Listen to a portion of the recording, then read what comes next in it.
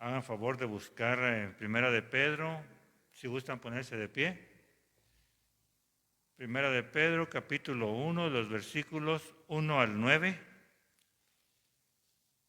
Y así como recibimos la introducción a Filipenses, vamos a recibir la introducción a Primera de Pedro. Igual, si la pueden leer, sería bueno. Y esto va a ser escuela dominical en Primera de Pedro y el estudio de Filipenses en la predicación. Ya le tienen, Primera de Pedro 1 al 9. Vamos a darle lectura y dice así: Pedro, apóstol de Jesucristo, a los expatriados de la dispersión en el Ponto, Galacia, Capadocia, Asia y Bitinia, elegidos según la presencia de Dios Padre en la santificación del Espíritu Santo, obedecer y ser rociados con la sangre de Jesucristo. Gracia y paz os sean multiplicadas. Bendito el Dios y Padre de nuestro Señor Jesucristo, que según su grande misericordia nos hizo renacer para una esperanza viva, por la resurrección de Jesucristo de los muertos, para una herencia incorruptible, incontaminada e inaccesible, reservada en los cielos para vosotros. Seáis guardados por el poder de los Dios mediante la fe, para alcanzar la salvación que está preparada para ser manifestada en el tiempo postrero, en lo cual vosotros os alegráis, aunque ahora por un poco de tiempo, si es necesario tengáis que ser afligidos en diversas pruebas, para que sometida a prueba vuestra fe, mucho más preciosa que el oro, el cual aún perecedero se prueba con fuego, sea hallada en alabanza, gloria y honra cuando sea manifestado Jesucristo, a quien amáis sin haberle visto, en quien creyendo aún ahora no lo veáis, os alegráis con gozo inefable y glorioso, obteniendo el fin de vuestra fe, que es la salvación de vuestras almas. Hasta ahí. Así le dejamos el tiempo a nuestro hermano Armenio para el inicio de escuela dominical.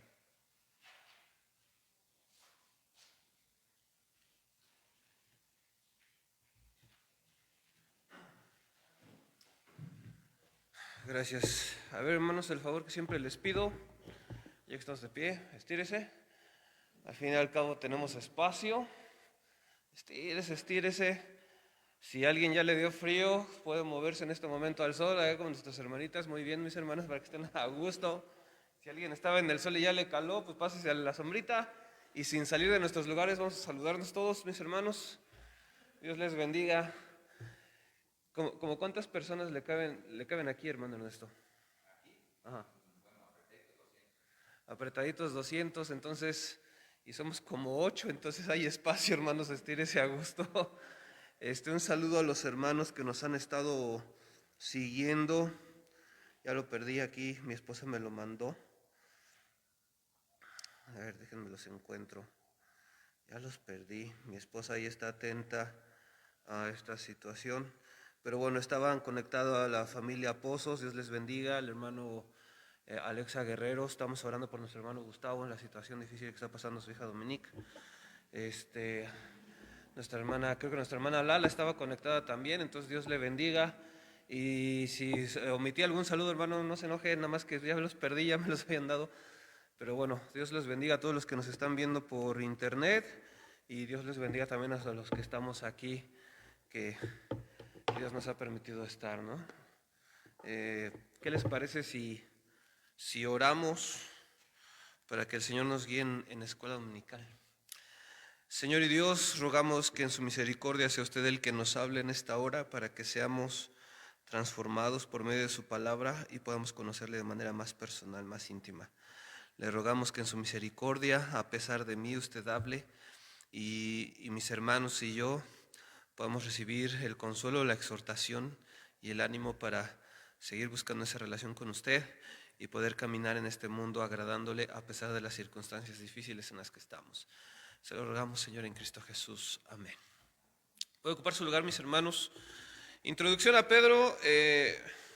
Vamos a tener una introducción breve. Y siempre que digo introducción breve, siempre me entra cierto temor, porque cada vez que digo que va a ser breve, siempre se me va largo, pero espero que ahora sí sea breve. Primer carta de Pedro. ¿Quién de ustedes ha escuchado la expresión o el refrán, mientras haya vida, hay esperanza? Muy bien, se lo saben. Mientras haya vida, hay esperanza.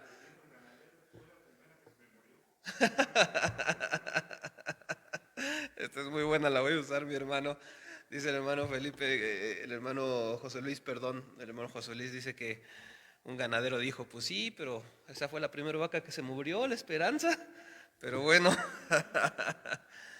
entonces, mientras haya vida, hay esperanza. Y algunos creen que este dicho viene desde los romanos, desde la cultura romana.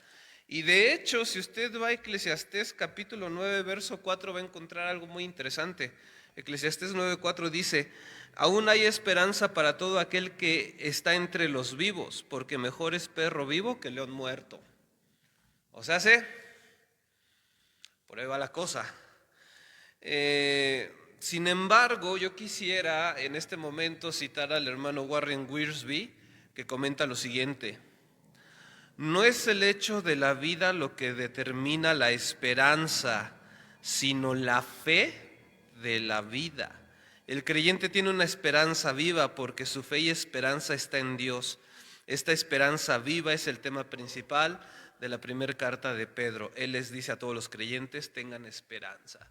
Entonces, mientras haya vida, hay esperanza. Bueno, pues depende en dónde esté tu fe, porque hay muchos que ahorita tienen vida física, pero no tienen esperanza porque siguen lejos de Cristo, y esto es lo que queremos no olvidar, no solamente decir, mientras haya vida hay esperanza, sí, si la tienes en Jesús. Entonces, vamos a entrar a la primera carta del apóstol Pedro, y pues vamos viendo los inicios. Como les dije, esta es una introducción. Ya, si Dios lo permite, el próximo domingo ya entraremos de lleno. Ya leímos los primeros 9 versos, pero me gustaría leer el verso 1 otra vez. Pedro, apóstol de Jesucristo, a los expatriados de la dispersión en el Ponto, Galacia, Capadocia, Asia y Bitinia. Iniciamos. Primero vemos el autor. Recordemos que esta es una carta, entonces está escrita bajo los parámetros que en aquel entonces se utilizaban para escribir una carta. Se dice quién es el que está escribiendo y luego se dice a quién se está dirigiendo la carta. Entonces, el autor, como bien lo dice el apóstol Pedro se menciona como unas 150 veces en el Nuevo Testamento. Y en segunda de Pedro, capítulo 1, verso 1, se refiere a sí mismo como Simón Pedro, siervo y apóstol de Jesucristo. Entonces, el Pedro que vemos en la primera carta y Simón Pedro que vemos en la segunda, pues es el mismo autor. Era de Galilea, pueblo de Betania, cerca del mar de Galilea. Ya vemos que él era pescador. Se volaron los sobres, hermanos, no se preocupen. Su hermano Andrés le presentó al Señor Jesús. Me gustaría que fuéramos al Evangelio según San Juan, capítulo 1.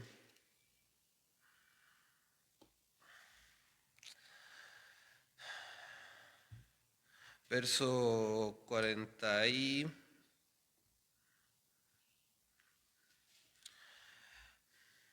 desde el verso 35 para ver todo el contexto. El siguiente día otra vez estaban Juan y 2 de sus discípulos, y mirando a Jesús que andaba por allí, dijo: he aquí el Cordero de Dios. Le oyeron hablar los discípulos y siguieron a Jesús, y volviéndose Jesús y viendo que le seguían, les dijo: ¿qué buscáis? Ellos dijeron: Rabí, que traducido es maestro, ¿dónde moras? Les dijo: venid y ved. Fueron y vieron dónde moraba y se quedaron con él aquel día, porque era como la hora décima. La hora décima para nosotros sería como las 4 de la tarde. Andrés, hermano de Simón Pedro, era uno de los dos que habían oído a Juan y habían seguido a Jesús. Este halló primero a su hermano Simón y le dijo: hemos hallado al Maestro, que traducido es el Cristo. Este Simón que está diciendo acá es el Pedro que está escribiendo allá en la carta.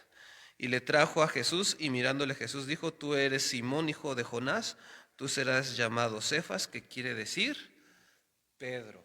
Interesante, porque el Señor Jesús con esta declaración está diciendo: no solamente sé cómo te llamas, sino que sé quién eres en tu esencia. Porque dice: eres Simón, pero tu sobrenombre va a ser Pedro, porque yo sé cuál es tu carácter. Yo sé cómo eres de arrojado. Leímos en Juan, el Evangelio, capítulo 1, del 35 al 44, por ahí estábamos leyendo. Entonces el Señor Jesús le está diciendo: yo sé quién eres, pero también sé cuál es tu esencia. También sé cómo eres de arrojado, cómo eres de fuerte en tu carácter en algunas ocasiones. Pero es interesante porque aquí el Señor Jesús le dice: tú eres Simón, pero te vas a llamar Pedro. Y fue un encuentro interesante, pero Pedro se quedó así como que, pues, bien. Pero él se regresó a pescar. Pero, si nos vamos al Evangelio de Lucas, al capítulo 5, ahí vamos a ver cuando el Señor ya le llama. Lucas capítulo 5, verso 1 dice... El Evangelio de Lucas capítulo 5 verso 1 dice: aconteció que estando Jesús junto al lago de Genezaret, el gentío se agolpaba sobre él para oír la palabra de Dios.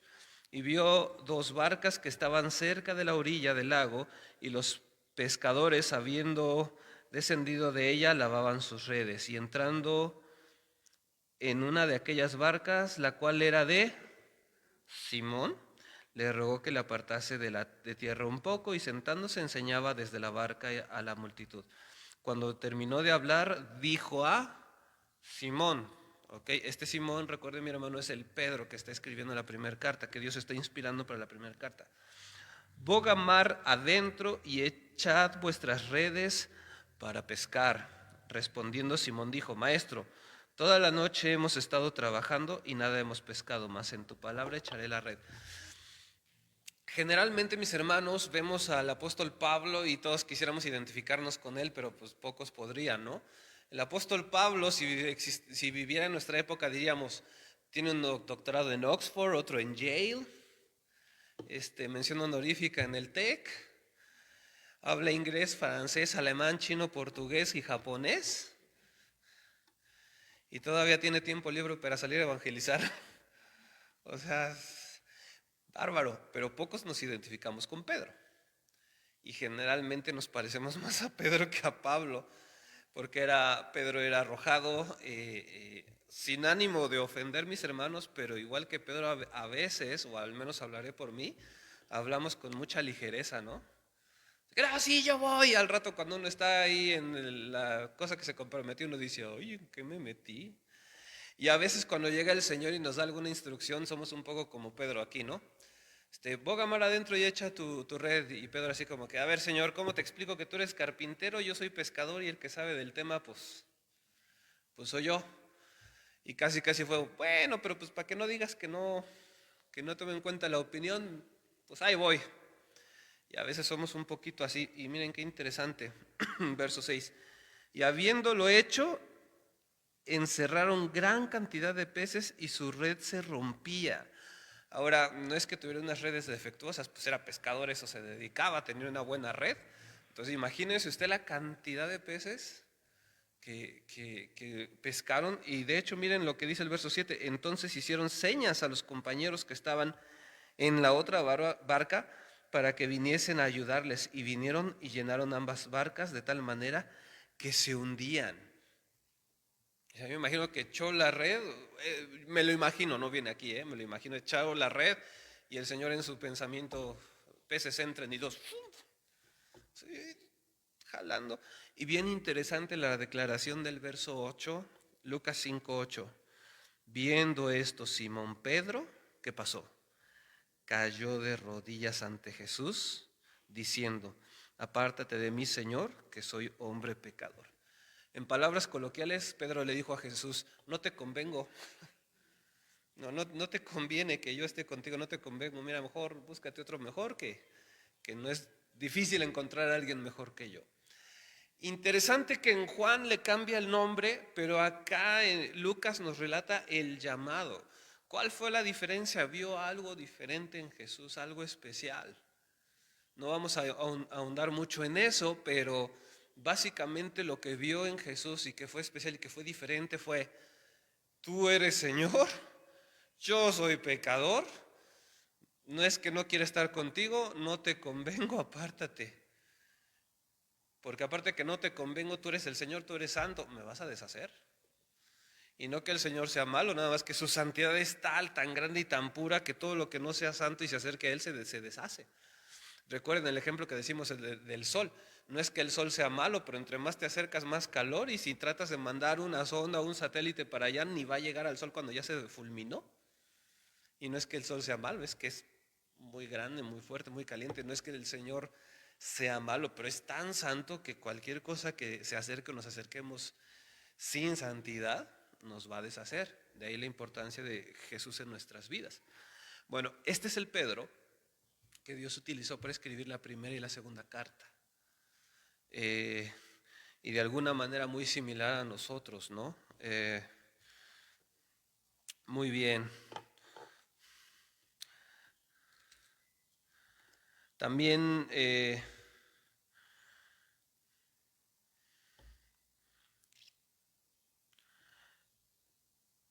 ok, seguimos avanzando, mis hermanos. En Mateo 16, quisiera que viéramos otro aspecto ahí.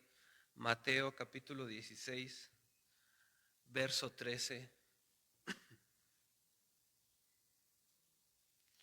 Mateo capítulo 16, verso 13.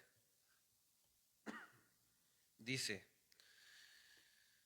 viniendo Jesús a la región de Cesarea de Filipo, preguntó a sus discípulos diciendo: ¿quién dicen los hombres que es el Hijo del Hombre? Ellos dijeron: unos, pues Juan el Bautista, otros Elías y otros Jeremías o alguno de los profetas. Él les dijo: ¿y vosotros quién decís que soy yo? Y en el verso 16 de Mateo 16, ¿quién crees que responde? Pedro, bien aventado. Y dice: respondiendo Simón Pedro dijo: tú eres el Cristo, el Hijo del Dios viviente. Entonces les respondió Jesús: bienaventurado eres, Simón, hijo de Jonás, porque no te lo reveló carne ni sangre, sino mi Padre que está en los cielos. Si yo hubiera estado en ese lugar en ese momento y Pedro responde así, yo le hubiera dicho: Simón, Pedro. Es un mal chiste, pero igual lo iba a decir. Mis hermanos, entonces, ¿por qué estamos viendo estos aspectos de Pedro? Porque podemos ver que somos muchas veces similares a él, pero bendito sea Dios, Él le permitió darse cuenta quién es Jesús, darse cuenta de su condición y aún decir: tú eres el Cristo, el Hijo del Dios viviente. Y es la intención que el Señor en este estudio de la carta de Pedro podamos tener esa transformación que vemos en Pedro, ¿no? Señor, tú eres el Hijo de Dios, el Mesías, el que necesitamos que nos transforme. ¿Y qué transformación de Pedro? Porque después de haber negado al Señor 3 veces, el Señor lo perdona y más adelante llega a ser el líder de la iglesia en Jerusalén. Entonces, eso es lo que buscamos que el Señor haga en nosotros.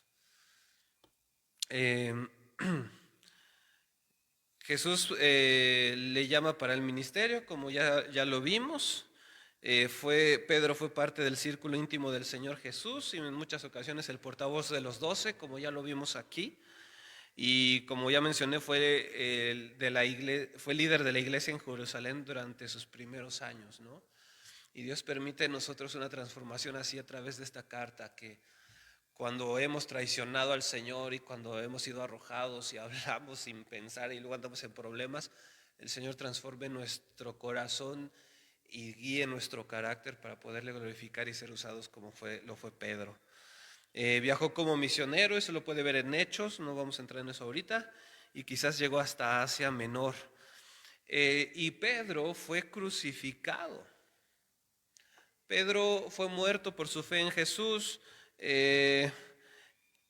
Elwell y Yarbrough, unos hermanos, citan a Tertuliano y comentan lo siguiente: por lo tanto, está documentado que Pablo fue decapitado en la misma Roma y que asimismo Pedro fue crucificado bajo el gobierno de Nerón. Este Nerón que hizo una persecución bárbara. De hecho, la tradición dice que no solamente murió crucificado, sino que cuando ellos lo iban a crucificar les dijo: oigan, nada más un favor, crucifíquenme de cabeza porque no soy digno de morir de la misma manera que Cristo. Entonces, pues sí, crucifíquenme, pero de cabeza. Entonces la tradición dice que así fue como lo pusieron, de cabeza. Entonces, wow, vaya que fue transformado por el Señor, ¿no? Dar la vida, dar su vida en el gasto del ministerio y luego no importarle morir por causa de su fe. Ese es Pedro. Ahora los destinatarios. Bueno, ¿hay alguna duda hasta aquí? ¿No? Ok. ¿Comentario? ¿No? Perfecto. Los destinatarios, regresando a la primera carta de Pedro,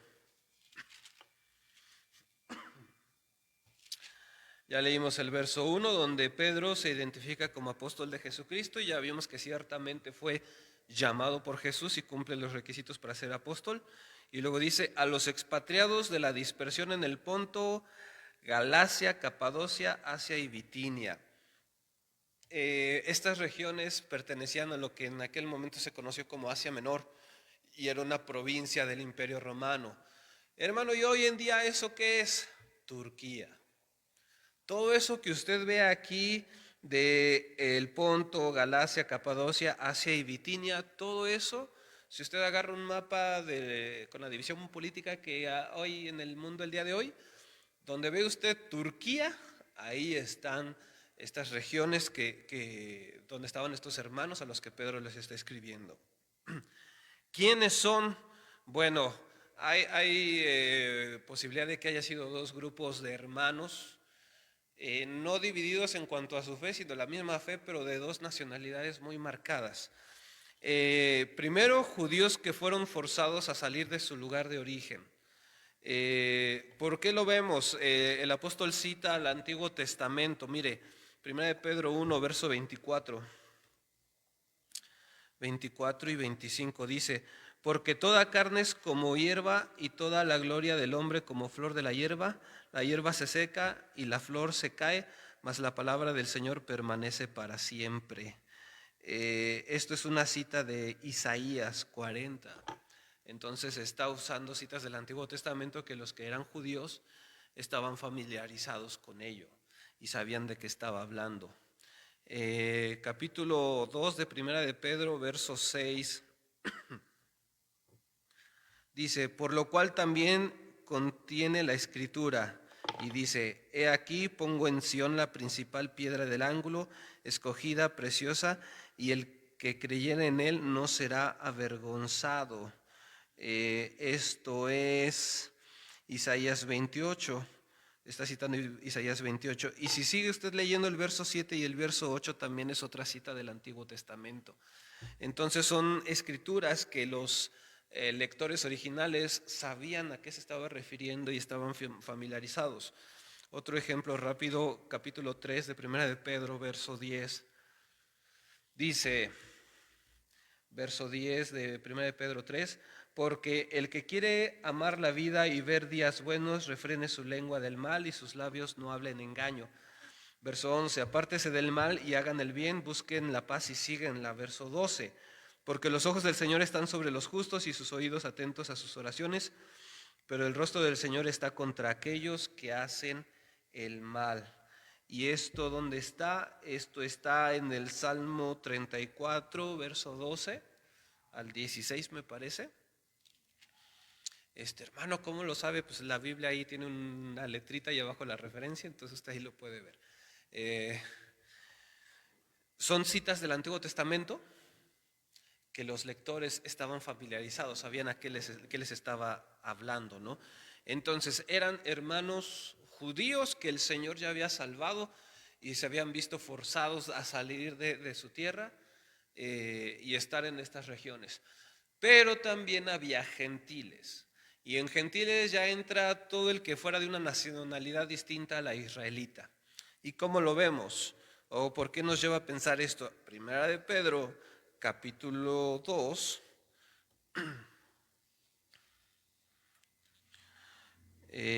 versos 9 y 10. Dice: mas vosotros sois linaje escogido, real sacerdocio, nación santa, pueblo adquirido por Dios, para que anunciéis las virtudes de aquel que os llamó a las tinieblas, de las tinieblas a su luz admirable.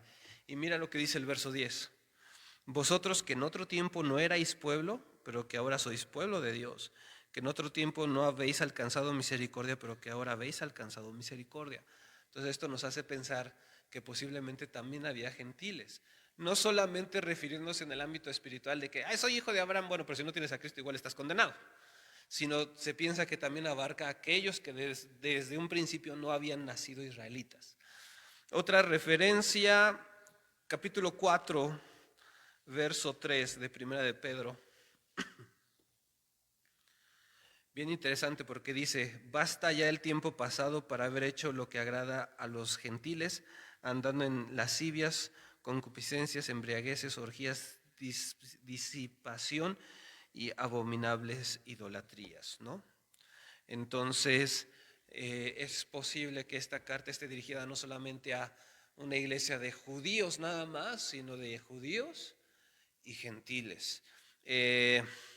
Roy S. Nicholson comenta que puede aceptarse como cierto que la carta está dirigida a todos los cristianos que habitaban en la mencionada región, y también puede considerarse seguro que las iglesias cristianas de esos distritos, estaban compuestos por gentiles y judíos, ¿no? Entonces, ahí está. La fecha en que fue escrita, bueno, hay algunos que se van hasta el año 62, otros dicen no, fue en el 66, pero la fecha, digamos que la media, donde la mayoría de los autores coinciden que por ahí tuvo que ser escrito en el 64 después de Cristo, posiblemente justito antes de que Nerón comenzara la persecución. Algunos dicen, no, fue tantito después de que comenzó. Bueno, pero generalmente cuadra más que haya escrito esta carta tantito antes de que empezara la persecución de Nerón. Aún incluso puede ser que el Señor le haya movido en su Espíritu Santo a animar a los hermanos por lo que se les iba a venir, que ellos todavía no lo veían tal cual, la persecución oficial. Sí había hostilidad, pero no la persecución oficial. Escribe, y después viene la persecución de Nerón contra los cristianos. Y bueno, esto nos lleva al contexto, y para el contexto voy a citar al hermano John F. Walvoord, quien explica lo siguiente: es evidente que todavía no se decretaba leyes represivas contra los cristianos. Todavía era posible para los lectores de Pedro honrar al rey, como dice en 2:17. La persecución y el sufrimiento que a Pedro se refirió eran principalmente sociales y religiosos en vez de legales. Una sociedad pagana hostil difamaría, ridiculizaría, discriminaría y aún abusaría físicamente de aquellos cuyo estilo de vida había cambiado radicalmente debido a su fe en Cristo. Entonces, los está animando por las hostilidades que tenían y por las que el Señor le había puesto que iban a venir más adelante. Entonces, ya de por sí era difícil ser cristiano fiel y verdadero en aquel contexto, porque sí eran muy mandados con ellos, ¿no? Porque era gente que ya no participaba de fiestas paganas, era gente que ya no hacía ciertas cosas, era gente que ya se comportaba de una manera distinta, y eso ofendía a los de su alrededor. ¿Por qué? Mira, hermano, cuando Cristo viene a tu vida y te empieza a cambiar y su luz brilla en ti, va a reflejar el pecado que hay alrededor. Y eso a todos, a ninguno de nosotros nos gusta. Ya había hostilidad y faltaba la persecución oficial. Entonces el Señor los estaba preparando. El propósito y el tema de la carta: el apóstol Pedro escribe a sus lectores para animarlos a estar firmes en la gracia de Dios, la cual les daría esperanza para afrontar el creciente dolor y persecución de que eran objeto. Para tal efecto, Pedro les recuerda a sus lectores la decisión que habían tomado y la esperanza segura de su herencia celestial, que es lo que ya vimos en estos versos que ya leímos juntos del capítulo 1. Además, el apóstol les dio instrucciones sobre cómo comportarse en un mundo hostil y les señaló el ejemplo del padecimiento de Cristo. Todavía no estamos en el mismo tipo de aflicción que los hermanos. Ahorita estamos en un momento de sufrimiento, de dolor y padecimiento por una cuestión de salud que ha trastocado a todo el mundo y todos los ámbitos. Todavía no llegamos al punto de que seamos perseguidos por nuestra fe. ¿Va a pasar? Pues sí, la Biblia dice que va a pasar y en algunas latitudes ya está pasando y ha pasado, ¿no? ¿Cuándo va a pasar? Pues el Señor sabe. Pero ahorita la aflicción que estamos pasando, que sí nos mina y sí ha sido terrible para todos nosotros, desde el hecho de que no puede estar toda la iglesia junta, o sea, decir, tenemos un lugar para 200 personas y no pueden venir, pues es difícil, ¿no? No es el mismo tipo de aflicción, pero necesitamos al mismo Señor que nos consuele y nos fortalezca, ¿no? Entonces, y que nos prepare por lo que pueda venir, ¿no? Entonces, esa es la intención.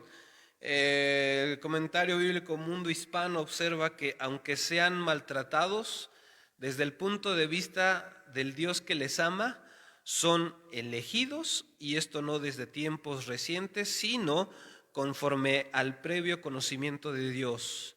Por lo mismo, tanto la ubicación de ellos como su experiencia no siempre agradable no han tomado por sorpresa a aquel que es su Padre sabio y cariñoso, sino que representan un propósito divino y un triunfo final para sus hijos. Y esto es algo que el Señor nos va a recordar en esta carta, porque de repente ahorita pues todos estamos desconcertados, ¿no? De Señor, pues ¿qué pasó, no? O sea, ahora sí me estaba portando bien. De repente uno dice, Señor, pero ¿por qué pones estos impedimentos para que sigamos trabajando como iglesia de manera bien, no? Bueno, recordemos que el Señor sigue en control y sigue teniendo propósito puntual en cada situación que llega a nuestras vidas. Y básicamente en todo ello va a haber un factor común. Nosotros ser más como Jesús y en ello adorar al Padre. Entonces, eso es algo que no debemos olvidar, hermanos, y que Dios, por medio del apóstol Pedro, les recordaba a aquellos hermanos de aquella región y que sus principios llegan hasta nosotros el día de hoy. Entonces, ya para terminar, quisiera dar un breve bosquejo de la carta. Tres secciones que podemos dividir la carta. Primero vamos a ver la gracia de Dios derramada. La gracia de Dios derramada. Capítulo 1, verso 1 hasta capítulo 2, verso 10. La gracia de Dios derramada. Interesante porque ¿se acuerdan cuando vimos Efesios? Que veíamos que Pablo primero daba toda la teología y luego toda la práctica. Bueno, Pedro no es que vaya a dar una cátedra de teología igual a las de Pablo, pero sí nos va a recordar la gracia de Dios derramada. Y de hecho ya lo vimos, ¿no? Capítulo 1, verso 3. Bendito el Dios y Padre de nuestro Señor Jesucristo, que según su grande misericordia nos hizo renacer para una esperanza viva por la resurrección de Jesucristo de los muertos. Entonces, no es exactamente el mismo estilo de Pablo, pero eso no quiere decir que lo que va a enseñar acá sea menor o de menor calidad. ¿Por qué? Porque pues es el mismo Espíritu Santo que inspiró a los dos, entonces pues va a ser igual de hermoso, igual de sustancioso, ¿no?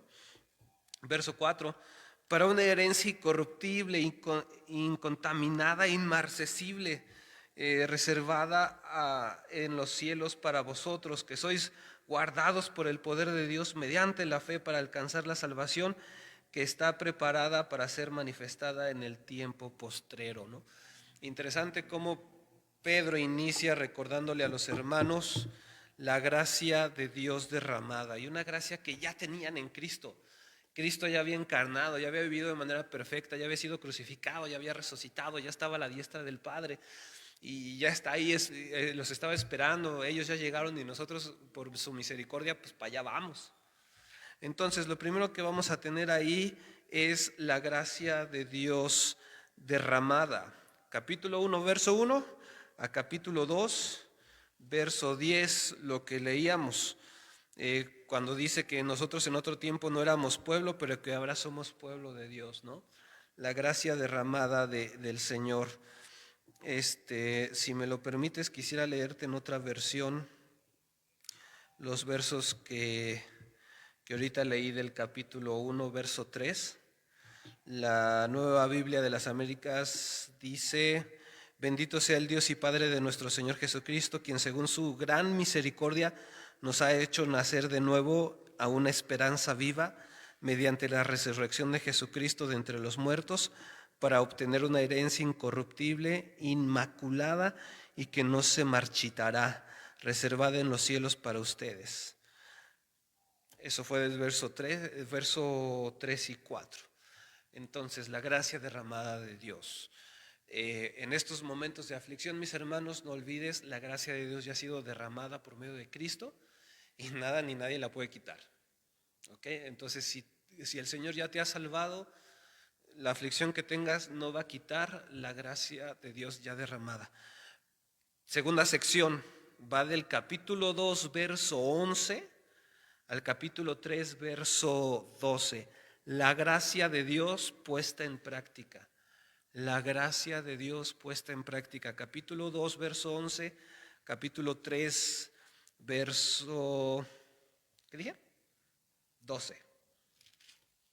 Y dice el verso 11 del capítulo 2, amados, yo os ruego como a extranjeros y peregrinos que os abstengáis de los deseos carnales que batallan contra el alma. Y si se fijan, ahí ya empiezan, ¿qué? Instrucciones. Bien interesante, porque el Señor siempre nos habla de esta manera y es muy maravilloso y muy comprometedor también, pero gloria a Dios por ello, porque primero nos recuerda la gracia de Dios derramada. Bendito sea Dios, derramó su gracia. Perfecto, amén, gloria a Dios. Ahora vive así. Porque el Señor ya derramó su gracia. Esa gracia que recibiste, ponla en práctica, y ponla en práctica de esta manera. Y bien interesante, porque está dando los principios para poner en práctica la gracia de Dios. ¿En qué momento? En un momento de dificultad. No está hablando, y cuando estés alegre, alégrate así, o sea, sí, pero ahorita les está diciendo, a pesar de la aflicción, este es el comportamiento que debemos de tener, porque la gracia de Dios ya ha sido derramada. Interesante, mis hermanos, no es un cambio meramente cosmético o meramente moral, es un cambio espiritual. No es que me porto bien, es que soy nueva criatura y mi naturaleza nueva corresponde o se debe reflejar de esta manera. Yo siempre les digo, si tú agarras un pescadito, un pececito, y lo pones en una pecera y le hablas de los beneficios de subirte a un árbol y de respirar aire fresco, y le das toda una cátedra y lo sacas del agua, ¿qué le va a pasar?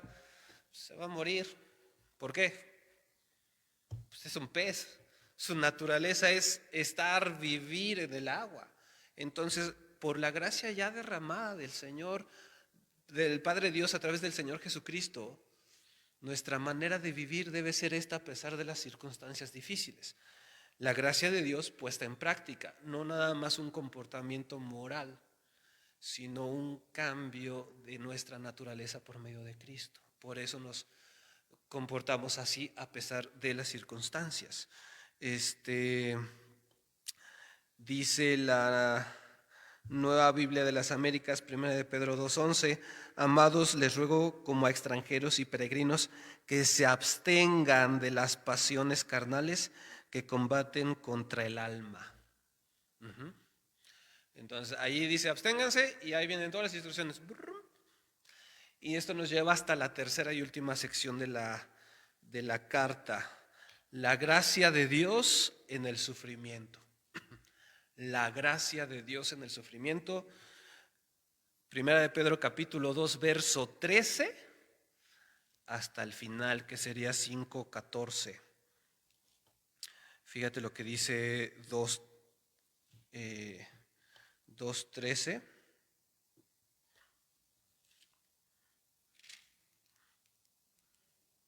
Perdón, me equivoqué, es 3:13, les dije 2:13, pero es 3:13. Déjenme recapitular. Primer sección, la gracia de Dios derramada 1 a 2:10, la gracia de Dios puesta en práctica, capítulo 2:11 a 3:12, y la gracia de Dios en el sufrimiento, 3:13 a 5:14, que ya sería el final. En 3:13 dice de la siguiente manera, si lo quieres ahí seguir en tu vista, yo te lo quiero leer en la Nueva Biblia de las Américas. Dice así: ¿y quién les podrá hacer daño a ustedes si demuestran tener celo por lo bueno? Y luego dice: pero aun si sufren por causa de la justicia, dichosos son, y no tengan miedo por temor a ellos, ni se turben. Eso es 1 Pedro 3, 13 y 14. Y el verso 15 dice: sino santifiquen a Cristo como Señor en sus corazones, estando siempre preparados para presentar defensa ante todo el que les demande razón de la esperanza que hay en ustedes, pero háganlo con mansedumbre y reverencia. Y sigue dando instrucciones, pero ya está dando instrucciones en medio de ¿qué? De las dificultades, ¿no? Y ya vimos que ellos ya estaban en dificultades, que estaban en una sociedad hostil a la cual ya estamos llegando, o ya llegamos, y que pronto se va a poner bien abierto el asunto o ya se está más bien abierto la hostilidad. Ya se nos llama intolerantes, y etcétera, etcétera. Bueno, entonces aquí ya vemos la gracia de Dios en el sufrimiento. Entonces déjame reiterarlo, por favor, gracias. La gracia de Dios derramada, capítulo 1, verso 1 a capítulo 2, verso 10. La gracia de Dios puesta en práctica, capítulo 2, verso 11, capítulo 3, verso 12. La gracia de Dios en el sufrimiento, capítulo 3, verso 13, al final 5:14, ¿ok? Y ya para terminar, mis hermanos, una palabra clave con la que podemos resumir la primera carta de Pedro, palabra clave. Y aquí yo estaba viendo, porque sí, generalmente se dan dos palabras claves, y creo que resumiendo las dos que generalmente se dan puede ser esto, y quiero que lo veamos así: peregrinos con esperanza. Peregrinos con esperanza. Si tú puedes resumir la primera carta de Pedro, lo resumiríamos en esta frase: peregrinos con esperanza. Porque algo que el apóstol Pedro nos va a decir aquí es que somos peregrinos en esta tierra, que somos peregrinos, pero somos peregrinos con esperanza, y esa esperanza está en Cristo. Peregrinos con esperanza, esperanzados en Cristo. ¿Ok? Entonces, esa es la clave: peregrinos con esperanza, esperanzados en Cristo. Porque no es nomás de mientras haya vida hay esperanza, sí, pero necesitas a Cristo. Porque si no, igual como al ganadero se te va a morir la esperanza. Entonces, peregrinos con esperanza, esperanzados en Cristo. Mis hermanos, pues yo les sugiero, les pido, les ruego de manera encarecida, lean la primera carta de Pedro. Son nada más 5 capítulos. Y piensen esto, es una carta, o sea, sé que la idea era que cuando llegara a los hermanos de aquellas regiones la leyeran como de un tiro, de un jalón, ¿no? Así te sientas y ¡fum! Vale. Y te sugiero que lo leas que lo leas en por lo menos 3 versiones distintas. Léelo en la que generalmente usamos, Reina Valera 60, y escoge otras 2 versiones. Si no te es posible, no te preocupes, léelo ahí en la versión que tienes, no pasa nada. Si tú puedes tener acceso a alguna otra versión, lo puedes hacer. ¿Dudas? ¿No? Perfecto. Bueno, hasta aquí llegamos. A ver, ¿cuál es la clave? ¿Cómo resumimos Primera de Pedro? Peregrinos con esperanza. Perfecto. ¿Cuántas secciones hay o en cuánto lo dividimos? 3. Muy bien. Ya la próxima semana les digo, ¿y cuál es el nombre de la sección? Ok, peregrinos con esperanza. ¿Y nuestra esperanza es? Cristo. Muy bien, hermanos. Pues voy a dejar el tiempo a nuestros hermanos por si hay algún anuncio y para que nos despidan en oración.